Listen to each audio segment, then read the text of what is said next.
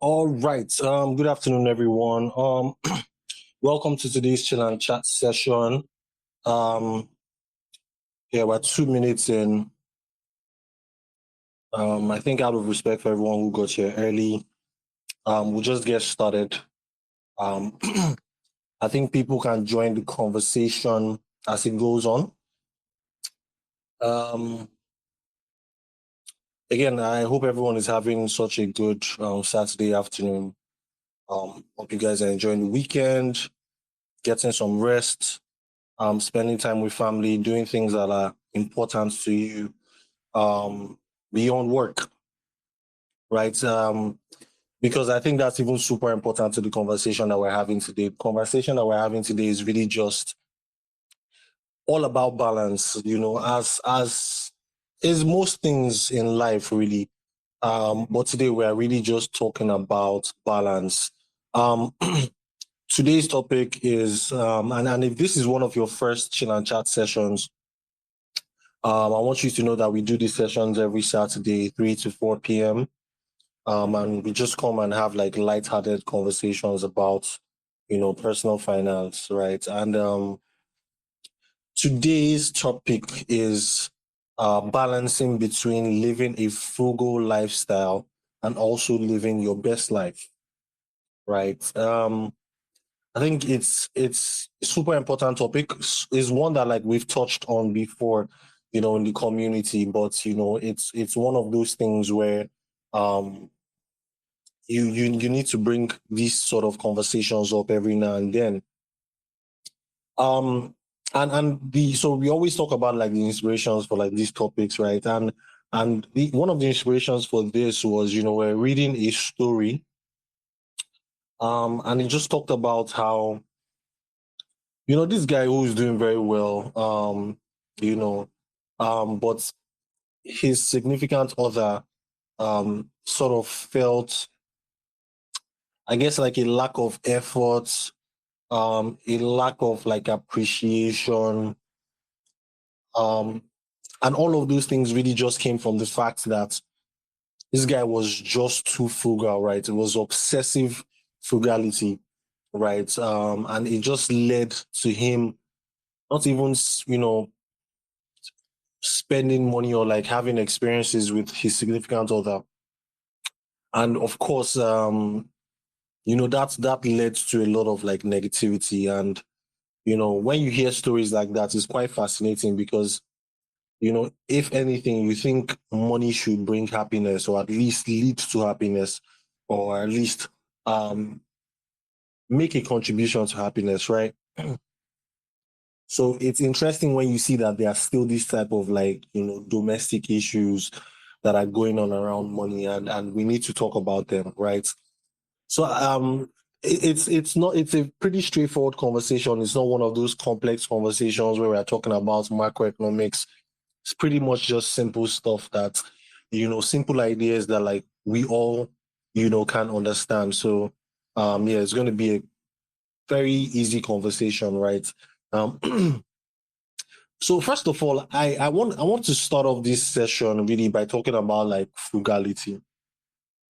So we're in a day and age where consumerism reigns supreme, right?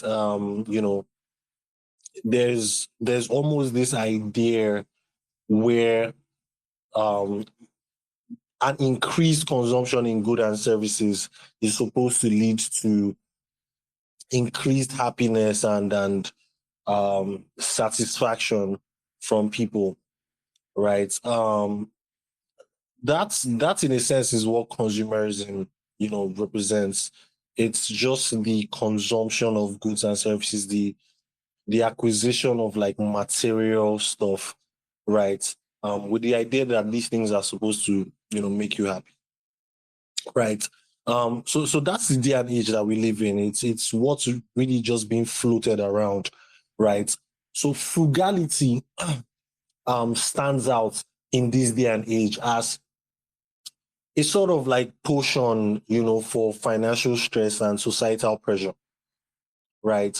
And we cannot start off by mentioning like really just defining what frugality means, right? So frugality is often confused with being cheap. It's often confused with, pinching pennies, but it's not the same thing. Being frugal does not mean being cheap. Being frugal does not mean you're not going to enjoy your life. Being frugal does not mean, you deny yourself pleasures of life because you're trying to, save up money. You're trying to like invest, you're trying to be smart with your money. That's not what being frugal is. Being frugal is more of a lifestyle choice that emphasizes on financial independence and, well, emphasizes on financial independence, living your life intentionally, and the pursuit of long-term wealth. I think those are three terms that you can tie to frugality, right? And I'll say them again. It's a lifestyle choice that emphasizes on financial independence, intentional living, and the pursuit of long-term wealth, right? So, like I said, it's often misunderstood with being cheap, but it's not about being cheap. It's more about making thoughtful choices in such a way that you prioritize value in life over excess. So it's all about asking yourself the question of, oh, do 100 things make me happy? Right? Do I need all of these things to make me happy? Again, like I said, consumerism is big in this day and age where, once people have money, there's just this inclination just to spend it, just to buy things, just to acquire things. But, being frugal means you actually sit down and ask yourself the question of, what actually gives you value in life? Like, what are the things that you really do care about in life? What are the things that make you happy that you can spend your money on, right? And, it's all about focusing on those things that give you value and trimming off the excess, right? Because in this day and age, we find that a lot of expenses that we make we're not making those expenses because, oh, these are things that like we value highly in life. A lot of the expenses that we make in general are just out of, things like peer pressure, societal pressure, the fear of missing out, just, impulsive spending, just being victims of, good marketing, right? Good advertising, right? But being frugal again is all about asking yourself, how do I keep the things that are valuable, the things that really bring me joy in life, and trim out the excess? That's really what it is. It's it's resisting the urge to just constantly upgrade, right? Okay, so there's um there's something called lifestyle inflation, right? Lifestyle creep. Some people call it lifestyle inflation. Some people call it lifestyle creep. What this essentially means is, you were earning a 1 million naira a month, for instance, and you know at that point, this there was a certain lifestyle that you were living, there's certain places you go to eat, there's certain types of clothes that you buy, there's just certain things that you consume, and you were pretty much fine with it, right? You get into business or you get a raise and now you're making 2 million, and then you find that all those things that you were pretty much happy with when you were earning 1 million, now you just feel the urge to like upgrade, right? There's almost like a societal pressure where it's like, okay, I need the world to know that my paycheck has upgraded, right? I need the world to know that I'm no longer 1 million a month person. I'm now a 2 million a month person, right? So that's lifestyle inflation. Um, and it's one thing that also stops people from being able to, increase their savings and increase the amount of money that they allocate towards their investments. Because what they just do is as they earn more money, they just consume more, right? Um, it just goes against the concept of being frugal, right? It goes against the concept of being frugal, just resisting the urge to consistently upgrade, just to keep spending your money as your income, increases. you know, frugality is all about recognizing that, financial security comes from, saving money for, your actual financial goals as opposed to just acquiring possessions over time, right? Um, so that's really what frugality is, and some of the things that you want to be doing to make sure that you're a frugal person. Tracking your spending to make sure that you live below your means is one of the like most important laws in like personal finance. One of the first things that they teach you. You need to live below your means, which means you need to spend less than you make so that you have some money set aside for emergencies, you have some money set aside for savings, you have some money set aside for investments. And how are you able to do these things, right? You need to obviously track your expenses. you know um you definitely need to track your expenses to make sure that your expenses are always in control, right? If you want to do well with money, you always want to keep your expenses below your income and then invest and save the rest smartly, right? So that's just the simple formula. Another thing that comes with being frugal is saving money on essentials, right? So obviously, there are when we talk about like budgeting, there are things called needs and there are things called wants, right? So our needs are things that we definitely need to spend money on, super important things that we cannot do without, right? Our living expenses, our utilities, transport, food expenses, all of these things we cannot live without, right? However, we can save money on some of these things, right? There are some habits that you would see that people have, and maybe even you have some of these habits. That people have around that are able to just help them save money that they are spending on essential items. So, for instance, one is meal planning, right? A lot of people now do like prep meals these days. Cook and then store, right? Things like meal planning, help you to avoid impulsive grocery shopping, right? So, because what it does is it allows you to plan your meals ahead of time, right? So that helps you to avoid impulsive shopping, things like bulk purchases, you know um all these things are things that you can do to make sure that you save money on essentials. Another concept that is tied to like being frugal also, is smart spending strategy. So making sure that you're always spending your money smartly. Like I said, that's what, being frugal does not mean you're not spending money. It just means you're spending money on things that actually give you value.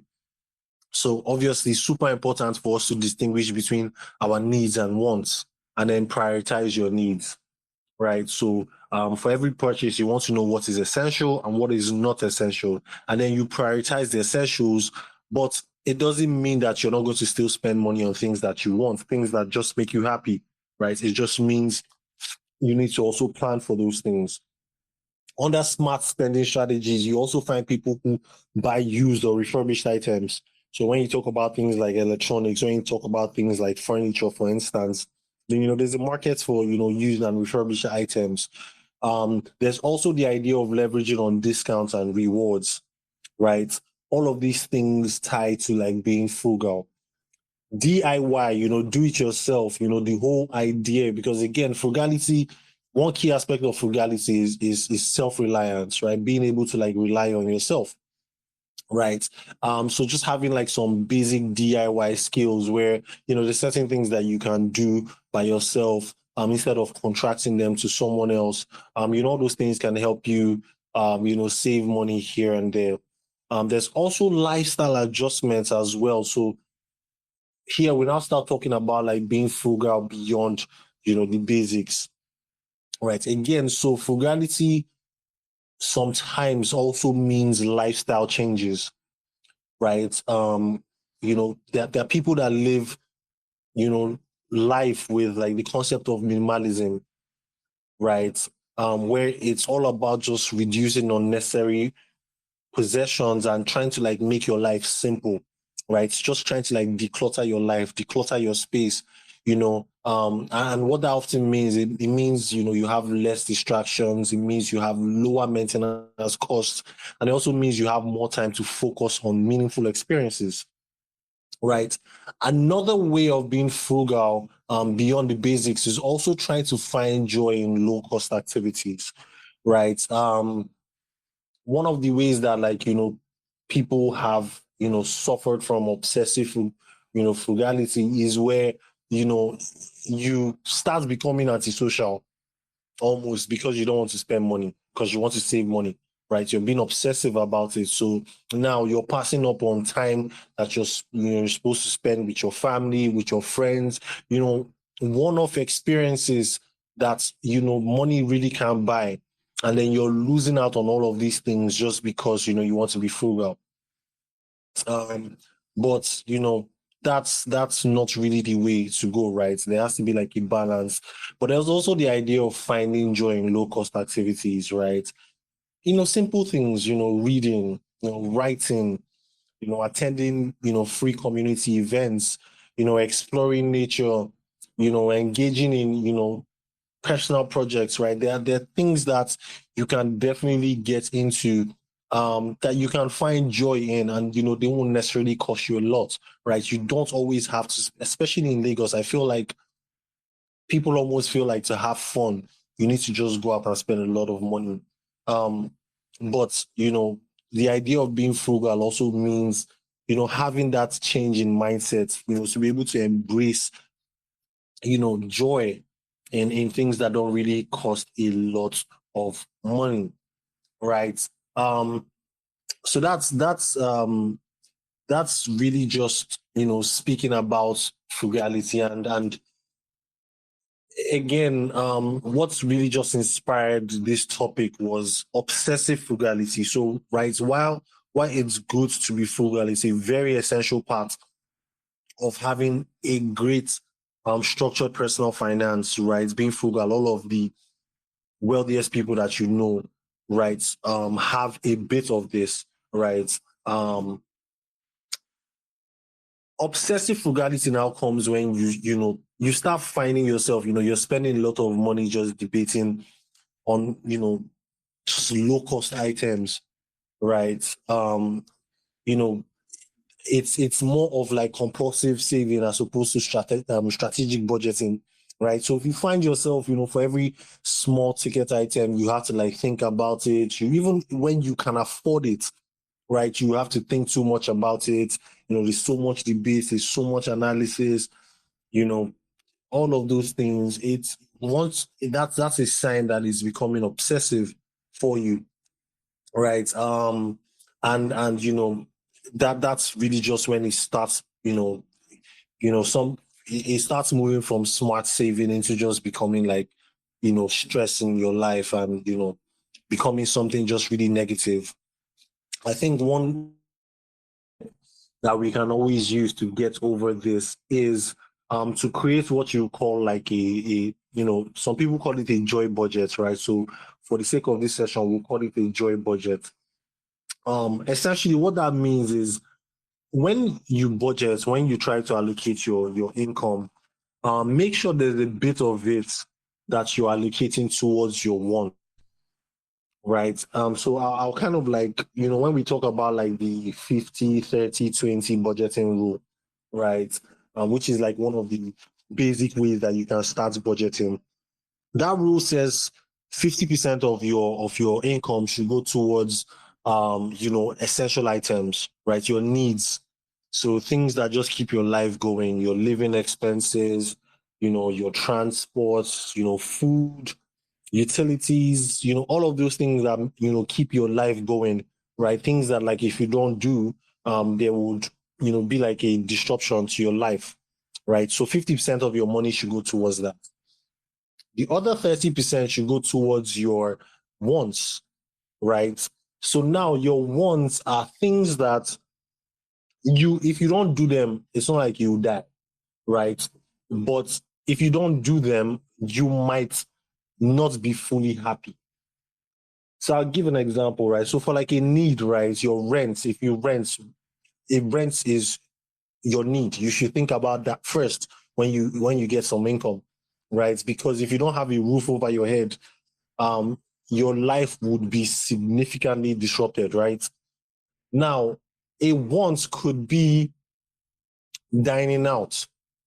So maybe within your life, you like to go out, have good experiences with your friends, with your family, with your loved ones. You like to go out, try new food, try new cuisines, eat in like lovely spaces. It's something that you like within your own personal life. Not everybody likes that, right? But you like it, right? It's a want for you. Now, if you do not go out, to a restaurant the entire year, you still be alive. You still have a home. Your life will still keep going, but you might not be super happy, right? Because it's something that you like to do, it's something that you want to do. So what you need to do is to create like a joy budget where it's like, okay, 30%, again, the 50-30-20 rule says 30% should be allocated towards this. So 30% of your income could be your joy budget, right? Whereas what that means is that you always have some money to spend on things that you like, right? That kind of helps, hedge against obsessive frugality, where all you're doing, because the last 20% is your savings and your investments, right? So think of a life where you're spending all of your money on only things that you need. So your bills, your rent, your transport, all of that stuff, and the rest of all your money you're saving and investing. So you're not spending money on things that like, things that you like, things that you want to do, experiences and stuff like that. So yeah, having a joy budget is super important. I think finally, the last thing I will touch on before I'll kind of like open it up for us, because this is not going to be a super long session. Like I said, straightforward conversation. But if anything, I'd even like to hear from one or two people before we get off. But the last point I want to touch on when we speak about frugality is mindset. It's a mindset shift, right? Where we need to move from the feeling of being deprived to embracing intentional treats that essentially power our happiness, right? Um, for a lot of things with like finance, personal finances, it usually starts from like a mental shift, right? Means like a different way of thinking about money, right? If you can tweak the way you think about money, you would tweak the way you treat money, and that would, have effects on your long term, health of your personal finance, right? Um, the the first mindset shift is it's an idea of prioritizing experiences over material goods. Um, I think so. Studies have shown, right, that when we kind of focus on experiences, so think about things like, traveling, think about things like learning, think about, just doing things, right? Just having experiences. Those things usually, if you think about it, they usually give you much more longer lasting happiness than just acquiring material goods, right? Um, so I think that's one mindset that's a way that we can shift our mindset, right?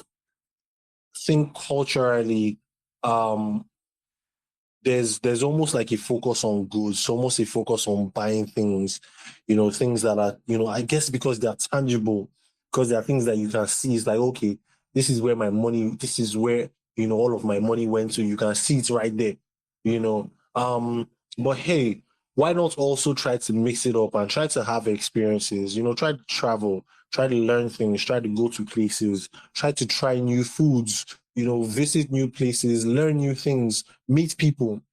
Those things usually also give long lasting happiness, right? A lot of times, even more than like the material things that you have. So that's one mindset shift, right? The second one I want to speak about is the situation where you always have to make sure you treat yourself, right? Make sure you treat yourself. So it's like just have like a balance, because I always say this, right? Saving and investing really just means you catering to your future self, right? So you know that, okay, you know, in in 1 year, in 5 years, in 10 years, you have a vision for yourself where you want to be in life, the kind of control you want to have over your life and the kind of things you want to do, right? You kind of have an idea of that. So for you to be able to build from now to that point, it means you need to save and invest some money to be able to do some of those things, right? That you want to do in the next, like I said, 1, 5, 10, 15, 20 years. However, as much as you're planning for tomorrow, you also need to deal with today, right? You have to, like, you're currently alive right now. You're currently living life right now. And you also have to take care of yourself today, as much as you also want to take care of your future self. So there always has to be like this balance where, as much as you're saving and investing for the future, you're also treating yourself, and making sure that your hard work, right? The money that you're making, you're also spending it on things that you enjoy today. And you're not depriving yourself just because you want to be frugal and, save and invest for the future. Right. The final mindset shift I want to mention, contentment mindset, right? There's also an idea where we need to like adopt an enough like adopting like an enough mindset, right? What this means is just kind of like understanding that having more of something is not always better, right? Um, I think for a lot of people, we think, oh, you're not happy right now, but if I'm making more money, I think I'll be happy, right? A lot of that is true, but it's not 100% true, right? Because, you know, you hear billionaires say they're not fully happy, right? People who have a lot of money, we tell you that, like, yeah, money doesn't fully give happiness. What it does is that it's a tool that can allow you to structure your life in such a way that, you can become happy. So obviously, it can make certain processes quicker. It can make your life more convenient. It can even give you much more control of your time and your life. But money on its own doesn't necessarily equate to happiness, right? And at some point in each of our lives, we need to be able to define what enough is, right?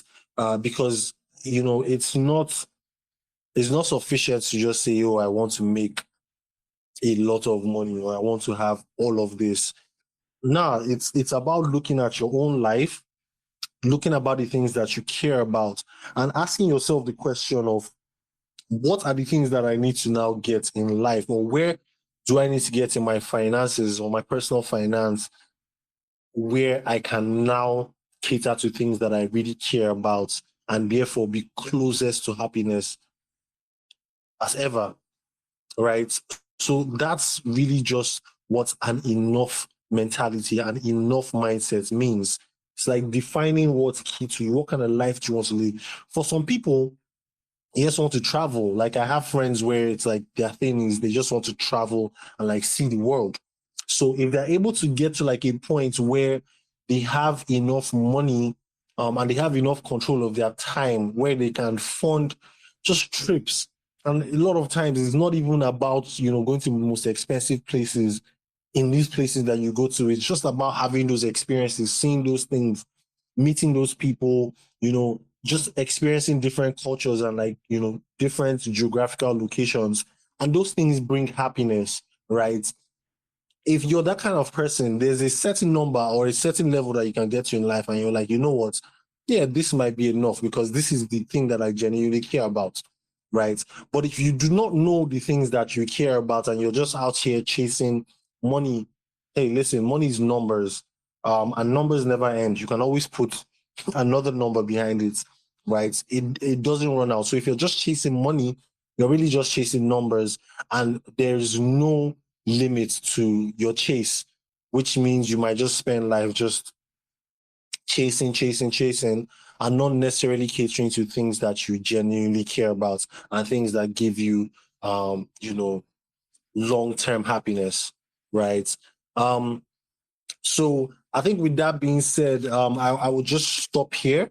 Um, the summary of everything that we've spoken about today is, you know, frugality is a very super important concept in personal finances, right? If we want to do well, if we want to have like a solid personal finance, we need to be frugal. And being frugal really just means prioritizing financial independence. It really just means focusing on things that give us value and just doing away with excess, right? Not being victims to consumerism where, we're just spending, spending, spending because we have it. Frugality is all about spending on things that really just give value in your life, things that you care about, things that bring you happiness, right? Being frugal does not mean denying yourself, the pleasures of life, right? Um, and what we want to check against is obsessive frugality, right? Where you're doing that in excess to the point that you are not enjoying life at all. You're denying yourself every single pleasure, you're overthinking purchases, even when you can obviously afford them, you're overthinking things and it's bringing more stress to you than, pleasure. Um, and there are ways that we can check against obsessive frugality. One of the main ways is to make sure that you budget for things that also keep you happy, things that just fit your lifestyle, things that you might not need, but when you do them, they give you joy, right? It's all about planning for that and making sure that your budget caters to things that you need, it caters to things that you want, and it also caters to your savings and investments, right? So yes, at this point, and by the way, the article that we read, was an article on Zcoco. If you guys read Zcoco Mag, they have, an article about this guy that, he just had like trouble in his relationship because he was just becoming obsessively frugal, and his significant other just started feeling um as if there was a gap there, right? It's like, we're not having fun, right? We're not enjoying ourselves, and this is becoming a problem, right? So that was part of the things that inspired the conversation about obsessive frugality today, and just making sure that you balance being smart with your money, but also still making sure that you enjoy life. So yeah, at this point, I just want to say thank you guys so much for listening. I want to open it up to questions, or like suggestions, feedback, anything that you guys have to like add to this.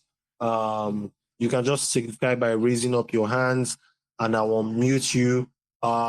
If you don't have a question, um, one thing that we can also share is, has there been a time in your life where you missed out on an experience, you missed out on an opportunity just because you wanted to save money, and then you ended up regretting it later on? So if you have a story like that that you'd like to share, we'd like to hear it.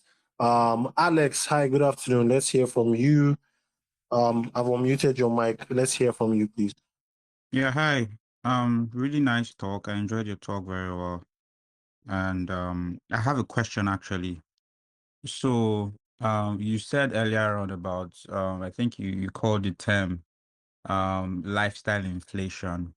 So say for example, so recently, so before I was, earning about let's say 1.2. So now I'm earning about let's say 2 million per month. So I want to really have like I want to get serious about saving, investing. So in terms of budgeting, you get what will be the best split you get between my having savings, having investments, and I also want to, I want to, like you said, travel. Traveling is one of my goals this year. For example, like I want to just travel out of the country, just have an experience. So that's also part of my goal. So how do I balance, the fact that I'm earning this amount of money, but I also want to do these things you get? So that's my question. Oh, okay. Thank you so much for that question. That's such a good one.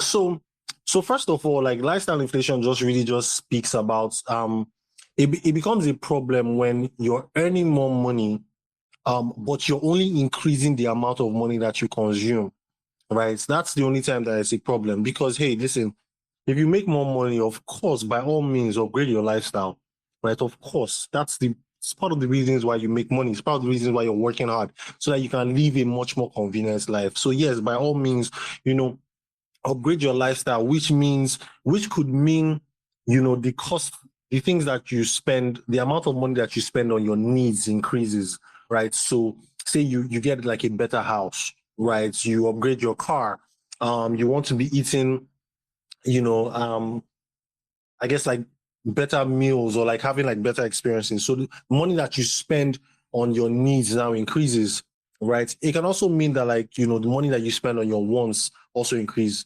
right? So, okay, for instance, yourself, you say you like traveling. So maybe before you could only afford to like travel, within the country, but now you're making more money. You can expand that, and start like, going, outside the country, maybe even outside the continent. Um, but in the same vein, the amount of money that you allocate towards your savings and investment should also increase. That's the only time that lifestyle inflation is a problem, where people just spend more money on consumption, and just ignore their savings and investments because the more money you make, right, it presents an opportunity for you to reach your financial goals quicker. So if you were making 1.2 and you had like a financial goal, that by your calculations, it was going to take you 16 months to get to, right? Once you start earning more money, you have an opportunity to allocate more money towards that financial goal, which means something that would have taken you 16 months to achieve is now possible for it to like maybe take you 12 months to achieve, right? So that's that about that.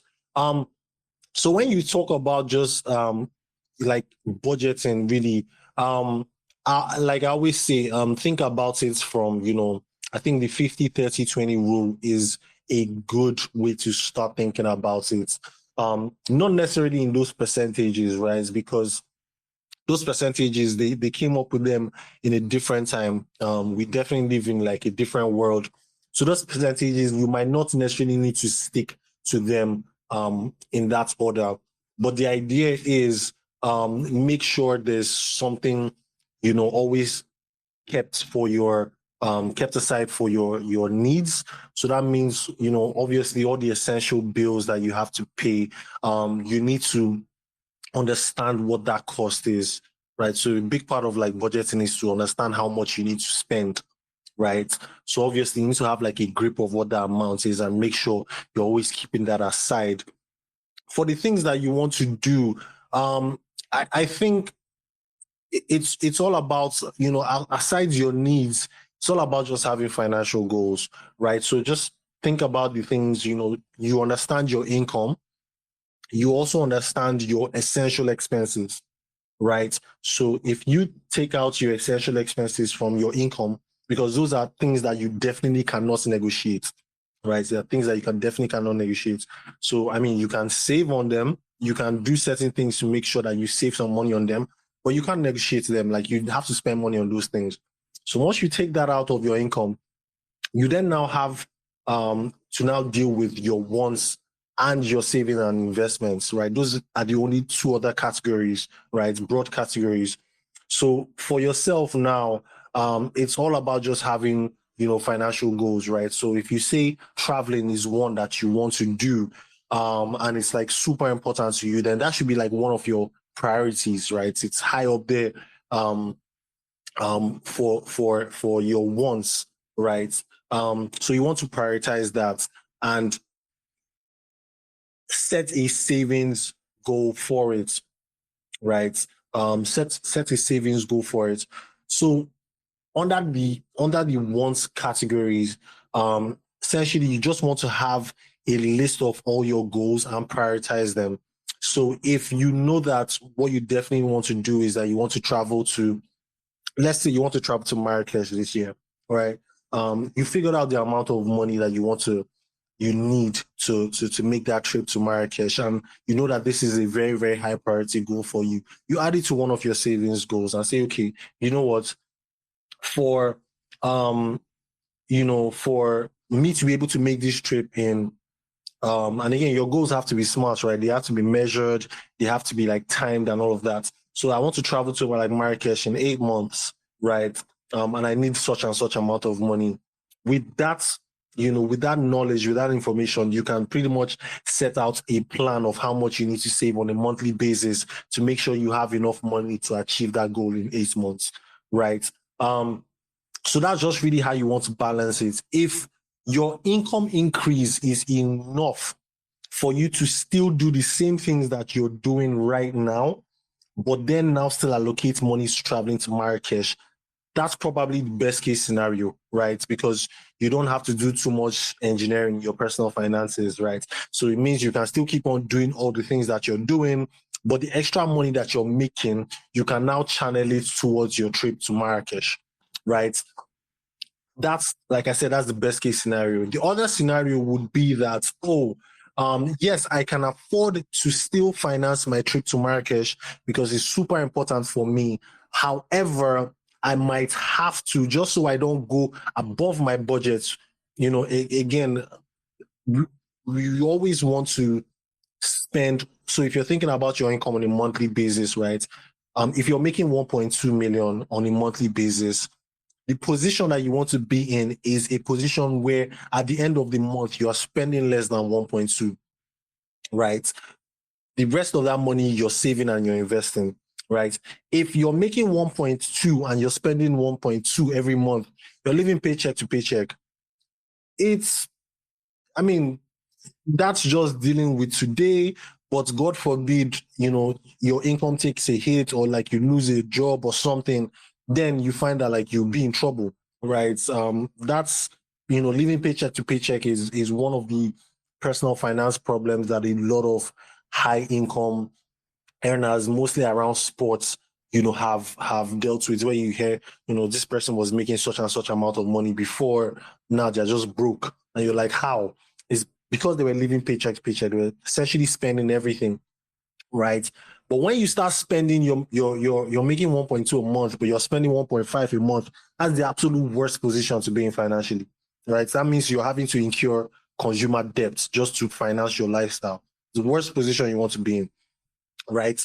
So I say all of that to say that sometimes for us to deal with certain goals, we might have to now look at our expenses or our budget and say, okay, listen, for me to finance my trip to Marrakesh, I might have to cut back on certain things, right? To be able to like pull up that money to contribute on a monthly basis to make that trip to Marrakesh in 8 months, right? So you might fall in that situation where it's like you have to go look at your books and see where you can essentially cut expenses. Because I always say it's easier for us to cut our expenses than it is for us to increase our income. It's usually simpler for you to find ways that you can spend less money within your current income than for you to go out there and increase your income, right? So sometimes we might just have to, just look at certain aspects in our life and be like, okay, you know what? Maybe this thing is not so important. Maybe these subscriptions are not so important.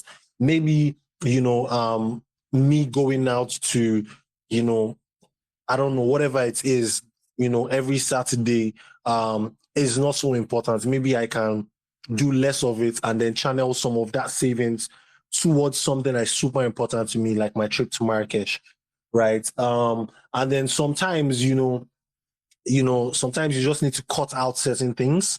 Sometimes you need to reduce spending on certain things to be able to fund other things. And then some other times you just need to find alternatives. Um, you know, maybe I don't want to give like specific examples, but there could be certain things that you like to do or certain goods that you like to consume, but you could find that there's a much more affordable alternative to it, right? So sometimes you cut off certain things, sometimes you just find cheaper alternatives and then channel that savings towards, your super important goals.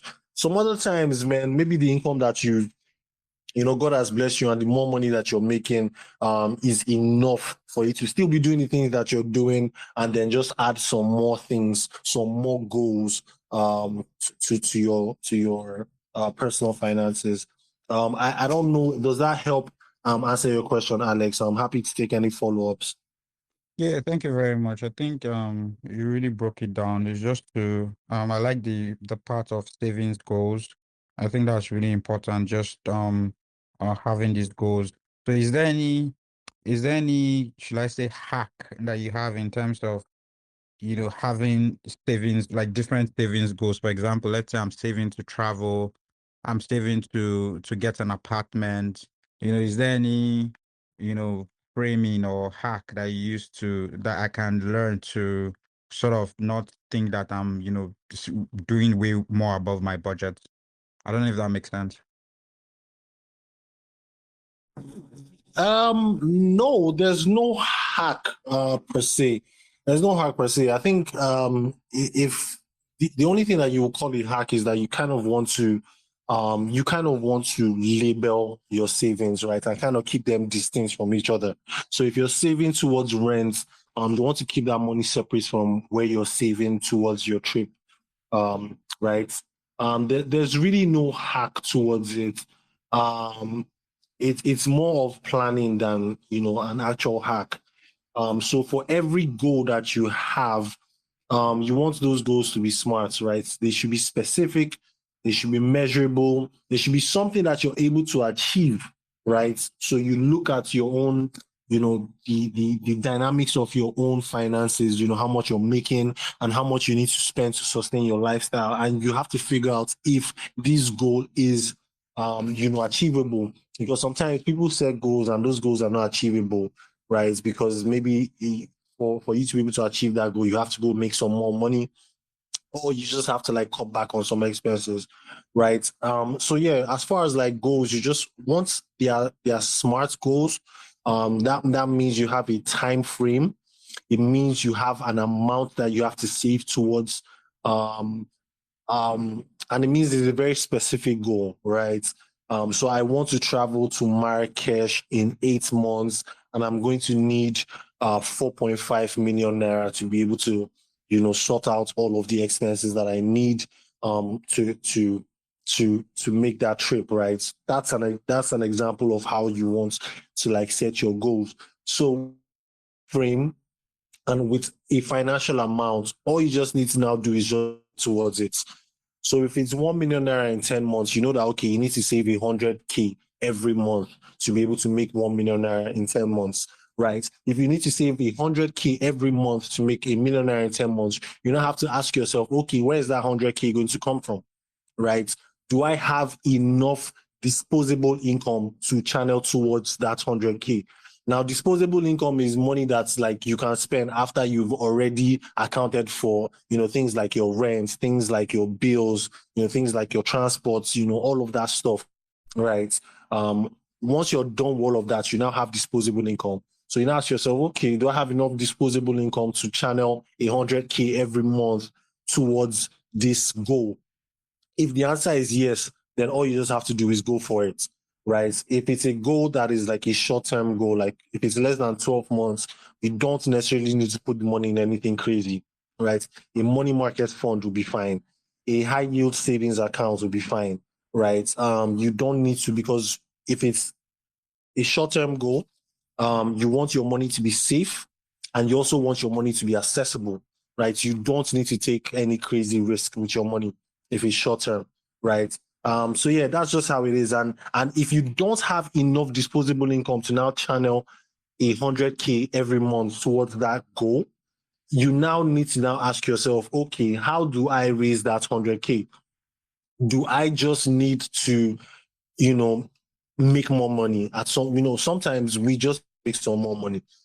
and if that's where, you feel like the improvements needs to be made, then you just have like a plan for that, right? Either by trying to like, get like a raise at work, or, start like a side hustle, build like a passive income stream, whatever the case might be, right? You know that, okay, that's how you have to raise that extra money, right?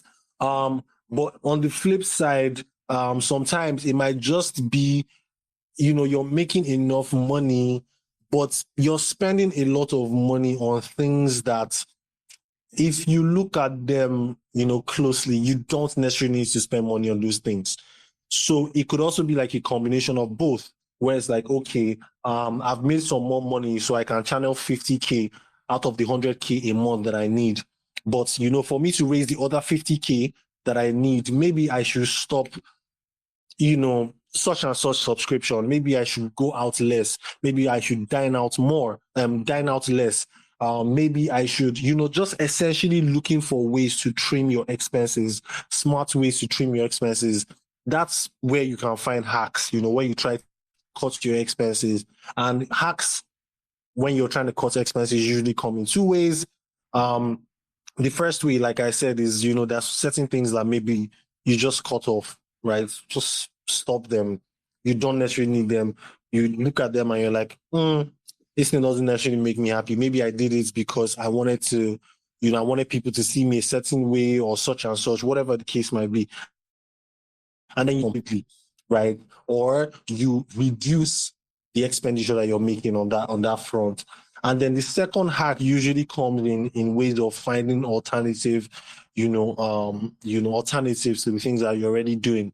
So some of the things that you're doing, so like a small example, for instance, now could be even things like subscriptions, right? And I mentioned things like subscriptions because all those things, things that have like recurring costs to them are things that we should pay attention to, right? Because no matter how small they are, a lot of times they can just, compound over time, right? So sometimes you might just need to look at like subscriptions, right? Oh, I'm subscribed to like 5 different streaming services. Should I just focus on Apple Music and, leave Spotify out? Should I just focus on Netflix and maybe leave Amazon Prime out? Just examples like this where you're finding like, alternatives, maybe one is going to save you more money than the other. So yeah, that's really just it for reaching goals. It's making sure your goals are smart so that you have a number and you have, time, and you have like specifics that you can work towards, and then just do the maths, and then, figure out how much you need to channel every month, every quarter, whatever the case might be, to reach that goal. Once you have the amounts that you need to save to every month to reach that goal, look within your personal finances, within your income, within your disposable income, and figure out how you're going to raise money for that goal. Do you need to go out there and make more money? Or do you just need to look at things that you're already spending on and kind of like, reduce your costs so that you can save some more? Or do you need to employ like a combination of increasing your income and also trimming your expenses for you to be able to raise that money? So that's essentially how it works. Alex, there's that's really just it for hacks towards, setting financial Thank you goals. so much. It was really helpful. Thank you so much for that Thank you question. so much. Thank you. All right, guys. I really, really love that question from Alex. Such a good question. Such an honest one as well. So is there, all right, Dami, hi, good afternoon. Let's hear from you, please.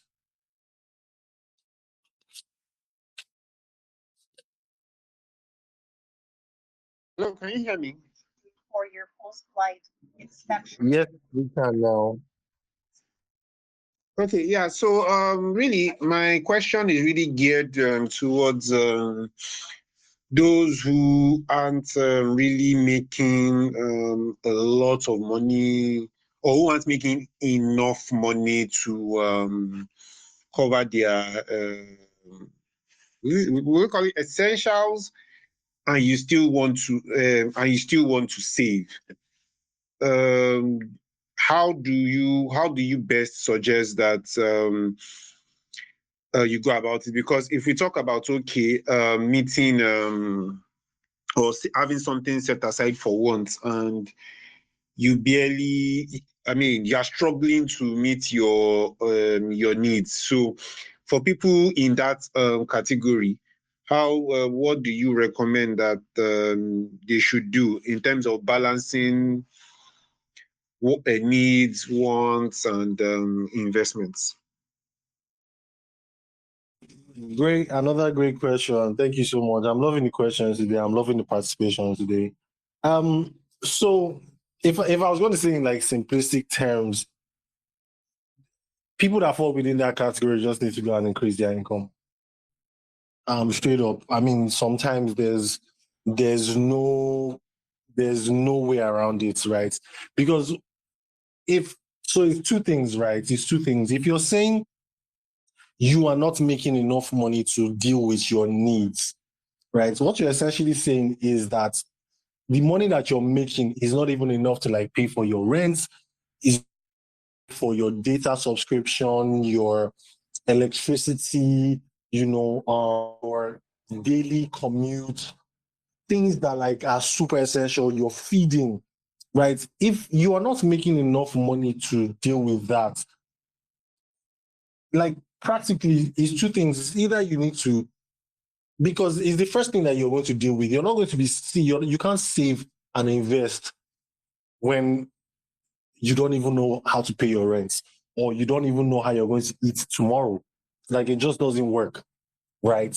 It's the first thing that you deal with in your personal finances. It's essentials, your living expenses is the first thing that you deal with, right? Except that's being covered by someone else, But if you are the one that has to like, you're holding responsibility for that, then there's no two ways about it. It's either you say you kind of like downgrade your, I guess, the needs, right? So maybe if you used to take a cab to work, maybe you should now start entering public transport, right? Or if you used to live in, right, I don't know, if you used to live in Ikeja, maybe you need to go and look for a house in like a cheaper neighborhood, right? That would probably the only way to go about it, where you now have to now bring down your living expenses, the amount that you spend on those needs.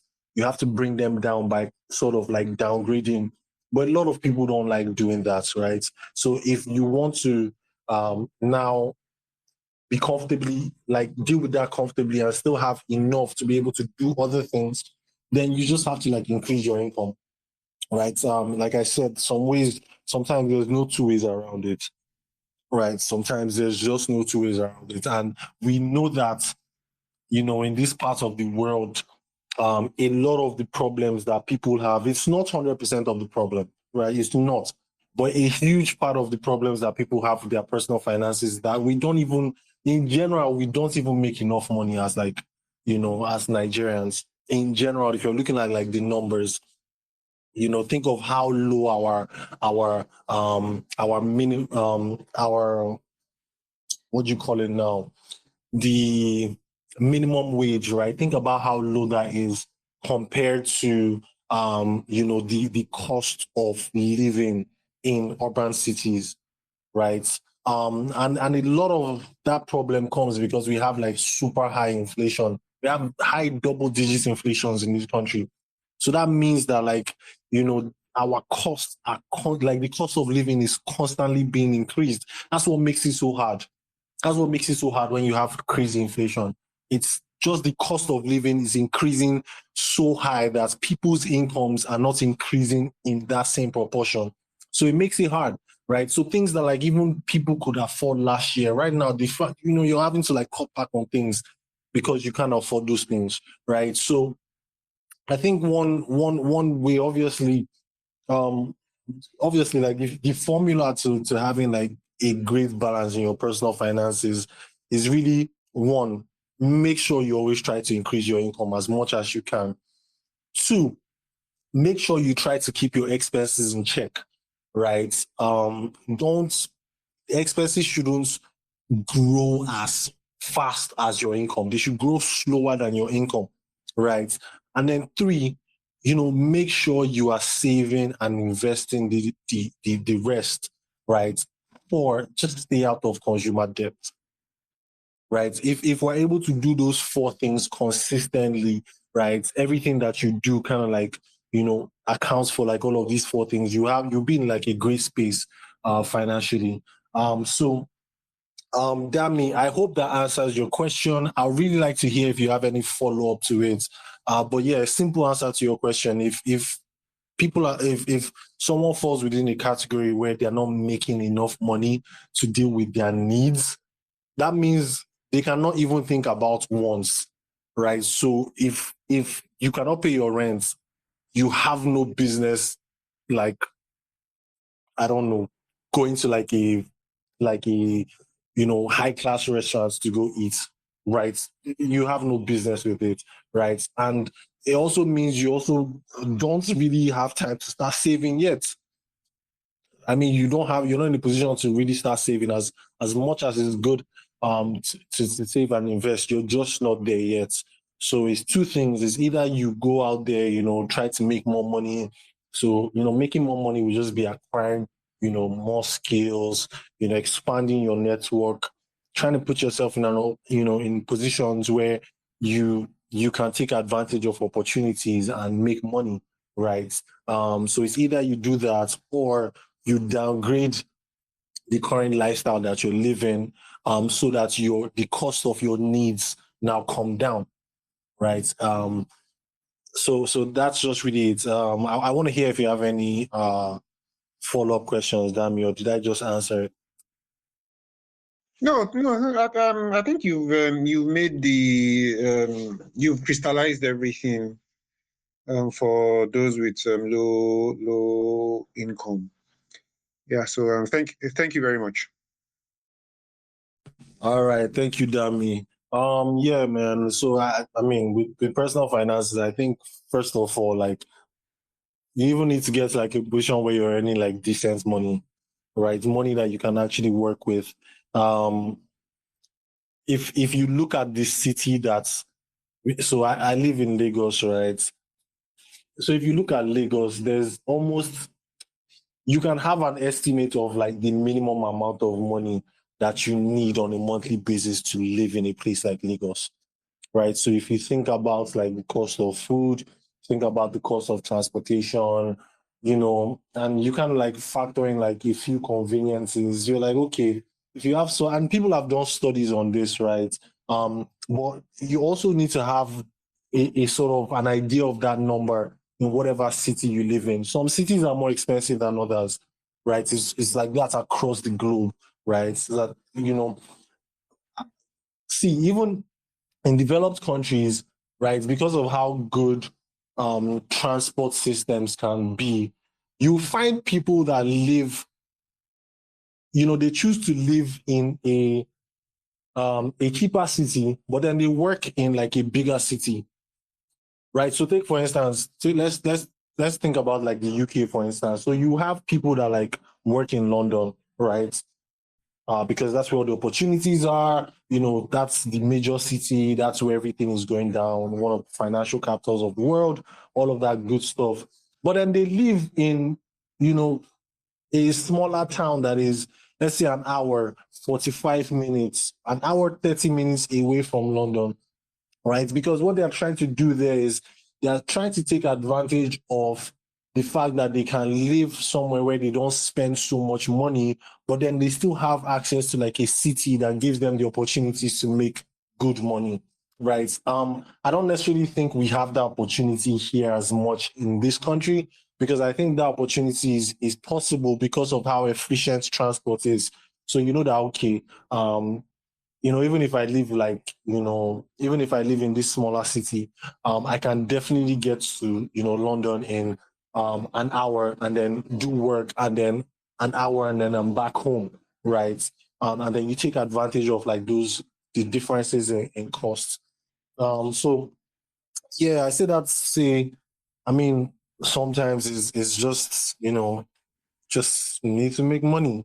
To be honest with you, there's only you can only cut your costs so low, right? I mean, you don't want to cut your costs to the point that you're just living, you know, just below standard, right? So there's like a standard of living, and it's quite different for everyone. But I feel like there should be like basics. If you're not able to afford those basics, then you need to make more money, right? You just need to make more money, and that should be your focus before anything. Because remember, at different people have different financial goals at different stages. For some of us, we just at the stage where we need to, especially if you're younger, right? You should be just focus on income. So if you're a younger person, you should focus on acquiring skills, expanding your network, just getting experiences and just setting yourself up to get to a position where you can like make money and like take advantage of opportunities, right? So for some other people who are making good money, but where we need to like put some work in is we're spending crazy, right? So there's also a bit of like arrogance that comes with making some good money. It also means sometimes you get careless with your spending and you kind of like forget that okay, money is still a limited resource, right? Especially if it's something that you're actively working for, right? If it's active work, like you're actively trading your time for that money, then it's still something that like you need to think about and kind of like make sure you keep your expenses in check, right? And then for some of us, we just need to work on our ability to be able to keep money aside, be patient, learn about investments, learn about different assets, learn about markets, learn about how to be able to put the money that we already have um, to work, right? Yeah. So for some people, the goal is capital preservation. You have money, how do you keep it? How do you grow it? But for some people, the goal should really just be, hey, income. How do I even make it? First of all. So yeah. Thank you, Dami. We're actually 8 minutes above our time, so I would allow Opulent and Ahmed. Okay, Ahmed just dropped off. All right, Opulence. Hi, let's hear from you, sir. Opulence is always here, always on this session. Shout out to you, Opulence. I promise you, Victor knows we should have something for it. Also, David as well. David is also always here. So, guys, everyone that like attends these sessions, we're taking notes, and we do have like a referral program that's running on Telegram. But even beyond that, hey, listen, we do reward our active community members. So this isn't something that's just going on soon. But hi, Opulence, let's hear from you real quick, please. I think you'll be the last person for today.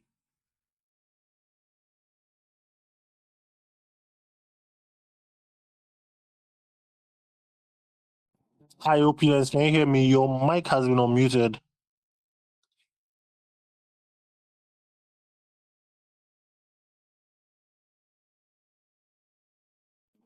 All right. So I want to believe Opulence is having network issues. Yeah, it's still on the call. But I would respond to one last question. Um, yeah, I'll respond to one last question that I just saw in the chat. Asked by Zest. Let me just will respond on call. Yeah. So David also kind of like seconded that question. Zest is here. All right. What are thoughts on using debt to invest instead of income? That's a very, very superb question.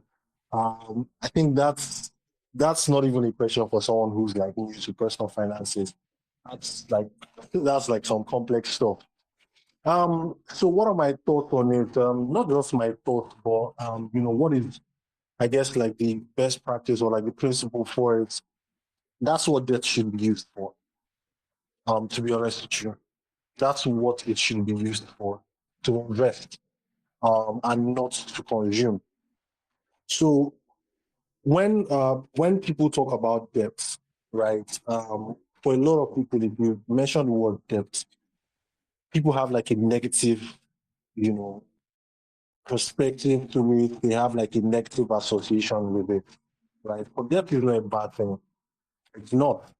There's good debt and there's bad debt. And the simple thing that just distinguishes both is what you use that money for. A lot of the people that we see on Forbes list, the champions of industries, some of the wealthiest people, they they are masters at using debt, leveraging on debt to just um build for themselves, right? And the opposite is true for people who do not know how to use debt. So the difference between good debt and bad debt. So good debt is when you take out money, when you borrow some money and then use that money to finance investments or use that money to essentially purchase assets that can increase in value. That's good debt. An example is a mortgage, right? An example is a mortgage. So if you look at what people are doing in the US, right, people use mortgages for like amazing things, right? That's an example of a good debt.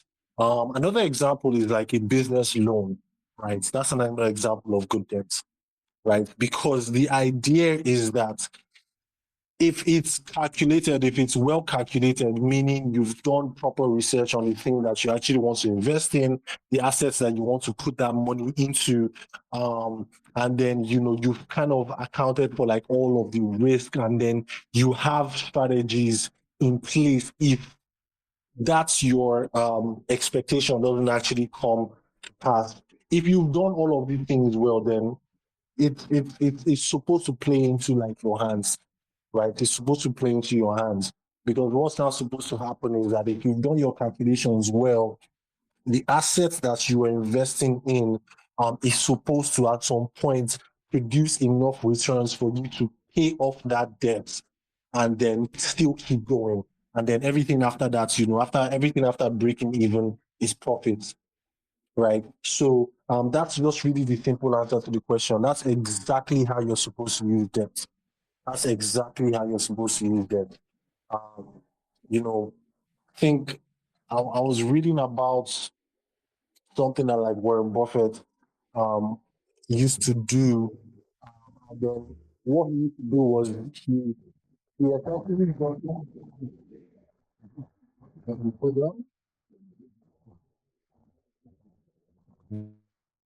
all right, so he essentially bought insurance companies. So he invested in an insurance company, I think Geico, huge investment in Geico.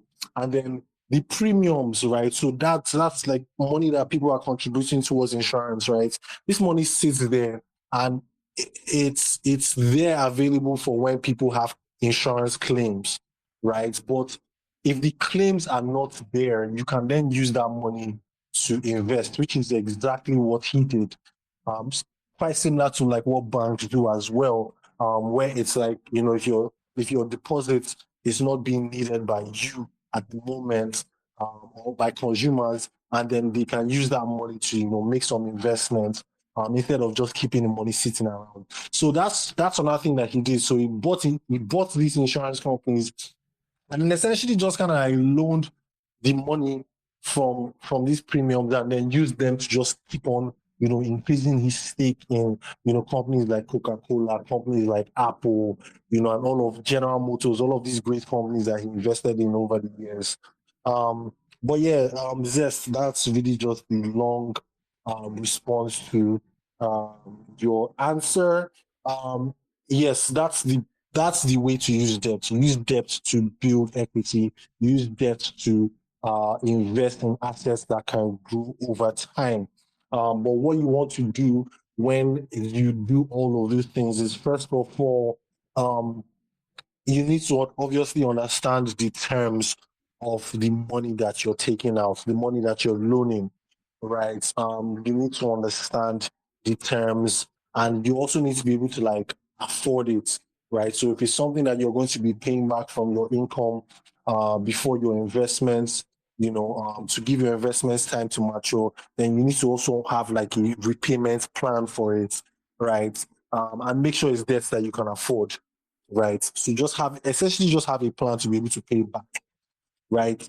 And the second part is the money the thing that you want to invest in. So if it's a business, if it's, you want to go into the stock market, if it's you want to buy some real assets, whatever the case might be, you also need to still understand that investment properly, so that essentially what you want to be able to understand is that the return that you're going to get from that investment is going to be greater than the cost of the debt, right? So essentially there's no point in borrowing, let's say, 5 million naira to invest in something that, I don't know, the equity is around like 1 million naira, for instance, right? So you want to make sure the thing that you're investing in has the potential, after you've done your due diligence, right?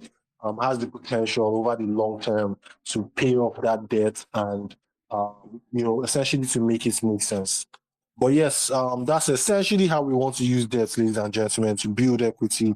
Bad debt is consumer debt, right? So money that you're borrowing for consumption, right? Money that you just borrow and then you spend it on something that doesn't give you value beyond the consumption.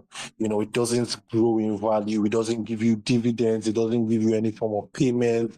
It doesn't increase in its value over time, right? Because remember, there's really pretty much generally two ways that you get returns on any investment. Is either that investment gives you like a steady income, or the investment appreciates in capital, like the capital appreciates over time, right? Or a combination of both. So yeah, we just want to understand those things, and then yeah, definitely use debt to be able to do that. Do not take out money for consumption. Do not borrow money to go to parties. Do not borrow money to buy things that you cannot tie to any long-term value in your life, except you can pay for it.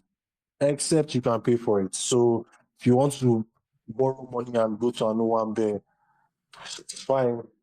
If you can pay for it, if you know that, okay, I'm borrowing 1 million naira, and I'm going to go and throw 500K, spray them 500K and use 500K to look nice for this thing, right? If you have a plan to pay it off, then that's fine. I guess that's just consumption on your own end.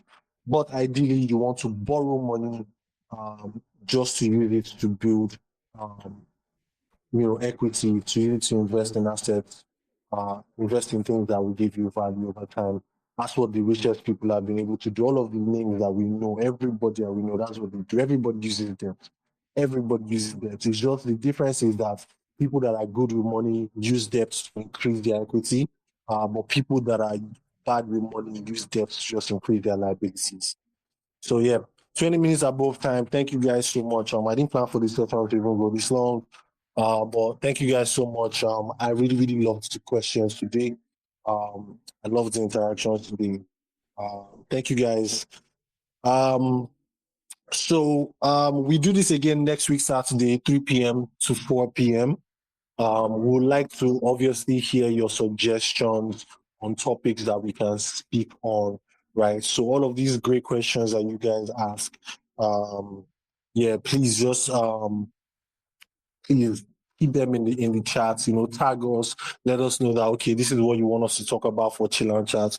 We'll consider them. Sometimes we'll combine different topics together. Other times we just speak on one specific topic like we did today. But yeah, thank you guys so much. See you guys same place next week. Yeah, I hope you guys enjoy the rest of your evening. Bye guys.